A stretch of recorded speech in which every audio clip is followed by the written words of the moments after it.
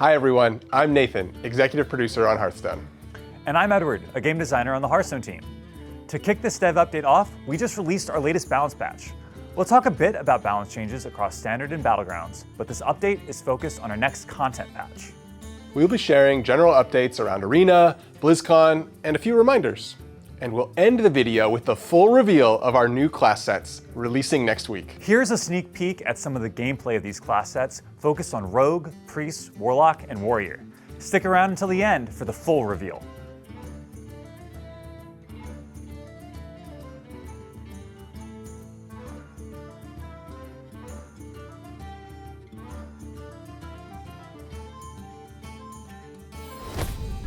Let's start with live balance. In our first balance patch for Violet Hold, we did a number of changes focused on supporting underperforming archetypes from the expansion. The results were mostly positive.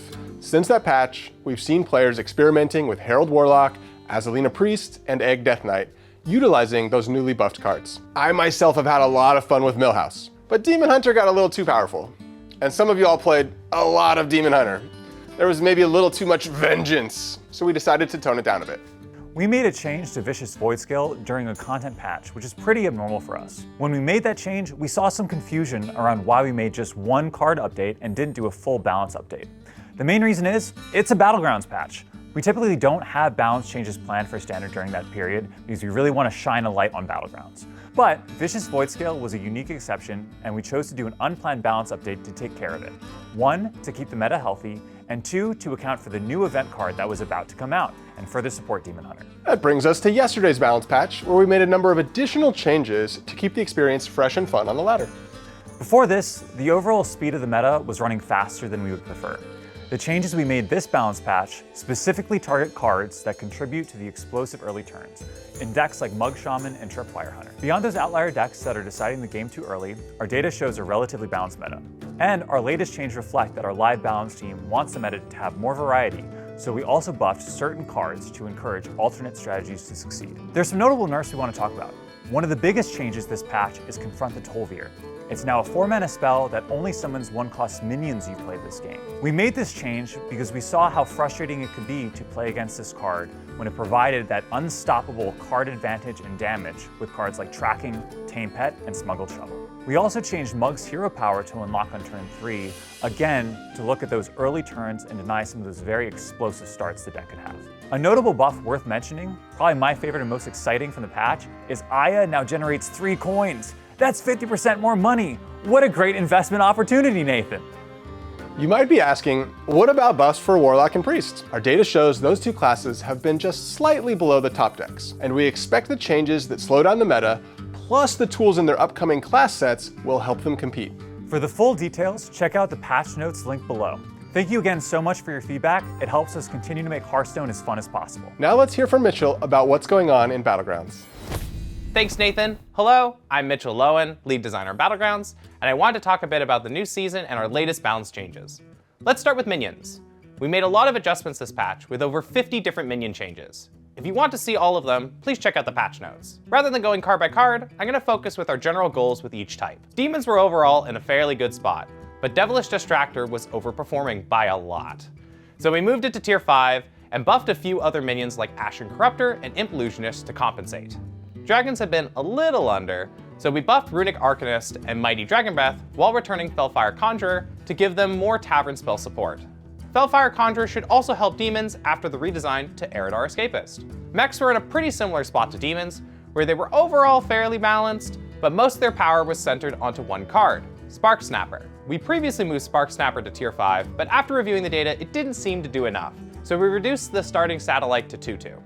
To compensate a bit, we moved Glambot to tier 4 to spread out the magnetic synergies. Quillbore were in a bit of an awkward spot. In general, they looked very weak, but they had a clear sentiment outlier in Jailbird Juggernaut. While Jailbird looks fairly reasonable in the data, it could be frustrating to face down multiple big charging golems. So we decided to move Jailbird all the way up to tier 7, while bringing down both Sanguine Refiner and Sanguine Champion to tiers 5 and 6 respectively. This should raise the overall power of Quillbore quite a bit, while taking the focus off of Jailbird. Pirates are overall in a great spot, and we're really happy with the reception to the lockbox mechanic, but they could generate a few too many lockboxes using enterprising escapees. So we moved it to tier 5 to make it harder to generate multiple golden escapees using cards like Eyes of the Earth Mother. Undead were also too strong, but the bulk of their power was coming from their trinkets, as well as Drustfallen Butcher. So we nerfed it to Avenge 4 to tone down the total number of recruit phase murders that you can do. Elementals, Murlocs, and Naga were all just generally underperforming, but they didn't really have clear buff targets. So we went broad and made a lot of stat changes across the board, most notably to Showy Cyclist, Groundbreaker, and Thaumaturgus. We also brought back Tad and Gentle Genie to give Murlocs and Elementals a bit more economic support. Lastly, I want to talk about beasts. Almost all of the power beasts is centered onto one strategy: Tasty Lobsters. In general, whenever we release a new strategy, we try to aim for it to be fun and exciting. Unfortunately, we aimed a little too high, and lobsters dominated the early meta more than we would have liked. We made an early ban to Hoarding Hyena a few days after launch, but it turns out it wasn't enough. So we're cutting Lobster's power in half to hopefully put it back in line. We decided to keep Hoarding Hyena banned for now to be safe, but if it turns out this nerf for Lobster was too harsh, we'll bring it back at a later date. Now on to Dark Gifts. With Dark Gifts, we mostly focus on pick rate and average placement when deciding what changes to make. We also do the same strategy with trinkets. In general, we want Dark Gifts to be a flexible system. We want you to make compelling choices no matter when you choose to push the button. To support that, most of our changes are focused on adjusting the offering turns so that you will get less always pick and never pick options. We also noticed that most of the stat-based Dark Gifts have a low-ish pick rate, so we boosted their power to make them feel more viable. Finally, I want to quickly touch on Activate. We're overall very pleased with the feedback on Activate. Our goal with Activate was to create a new evergreen keyword, similar to Rally, that provides more design space to make fun and interesting cards. You can expect us to continue to make new Activate minions going forward, including in the not-so-distant future. One last thing I want to touch on before we go. Whenever we do a balance patch, we often get questions like, hey, why does Battlegrounds make like a million changes? The answer is that Battlegrounds has a lot of overlapping and interconnected systems between heroes, minions, spells, trinkets, dark gifts, and older systems like buddies or time warp. There's a lot going on. Since all of the cards can be played together, it's very easy to make changes with unintended consequences. An easy example from the past are Monstrous Rakaa and Rylak Metalhead. Not only do adjustments to those cards affect all beasts, but they also affect every Battlecry and Death Rattle minion in the game, including those from other systems. This is often why we see multiple buffs and nerfs together in the same patch for the same minion type. We're often trying to predict the ripples and stop potential problems before they spring up. All these cards and systems also mean that we have a lot of balancing options available to us. This lets us make lots of small changes rather than a few big changes, which spreads out the risk of any individual change going awry. That's all I've got for now. Thank you so much for listening. I'm going to pass it back to Nathan and Edward to talk about arena and class sets.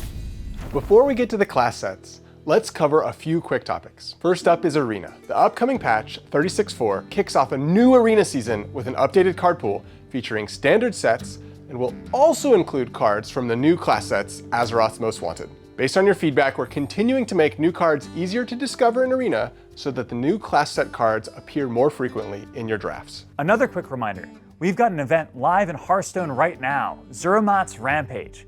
You have until August 25th to get some really exciting event cards from this, including Soul Immolation, Desperate Bribe, and probably the silliest card we've made in quite a while, Watfin. Now let's talk about the class sets. We gave you a taste of things to come in our latest blog, but now it's time to reveal all the cards in Azeroth's Most Wanted. There's a new class set for Warlock, Priest, Rogue, and Warrior. Each of these sets introduces a focused gameplay package with cards built around a specific archetype or playstyle. Our first archetype is Warlock, which is all about informants. 3 mana 3/3s with lifesteal that will get summoned from your opponent's deck when they draw them. You can shuffle in these dastardly demons with cards like Cabal Conspirator and Follow the Evidence, then use tricky cards like Frame Job to pull them out earlier than your opponent expects. We also have a pretty sweet legendary this time around for Warlock in Godfather Kazakus. Similar to Kazakuses of the past, it will create a custom card using 2 effects. But there's a big difference this time that I think will lead to some really interesting gameplay. Instead of choosing the mana cost at the start, you'll choose it at the end and pair it with how long you want his trial to go on. Either spend a little bit of mana for the trial to resolve several turns from now, or spend a ton of mana to have it happen right away. Priest takes a very different approach. This set focuses on building and maintaining a board through waves of Reborn and Death Rattle minions. Wraith Van Geist resurrects your minions with Reborn and makes them attack. The cards Spectre Specialist and Haunts open up the opportunity to give any minion Reborn. Our goal with this iteration of Res Priest is to deliver the archetype with a decisive way to end the game instead of just stalling with taunts. Our next archetype is Warrior, and we're leaning hard into Pirates. We've got Crew of Cannoneers, a 1-cost 1/1 that says at the end of your turn, deal 1 damage to a random enemy. A bunch of pirates in this set will support it. Cards like Blast Powder Engineer will increase the damage these Cannoneers deal, and then our legendary Captain Crowley grants even more ammunition to your Cannoneers, doubling their effects. Crowley does stack, but I just can't think of any way in Standard to double the amount of legendaries that you have in your deck. That sounds like it breaks the rules. Lastly, we have Rogue. This set is all about the stealth mechanic. The Rogue legendary, Matthias Shaw, will discount cards in your hand when a minion with stealth attacks. For additional synergy, SI7 Slayer and Silent Strike are cards in the class set that gain further bonuses around stealth. And the card Follow the Footsteps will allow you to discover more stealth minions for your games. If you've been following along with these reveals, you'll notice each class has a new follow spell. They all have an effect that jumps from card to card in your hand. If you can set it up right, you can trigger these effects many times in a single turn. The last card in the set is Wanted Poster, enabling you to discover a random minion that costs 5 or more and give it Prepare. Yay, even more Millhouse! If you're curious about how these cards play out, keep an eye out on our socials.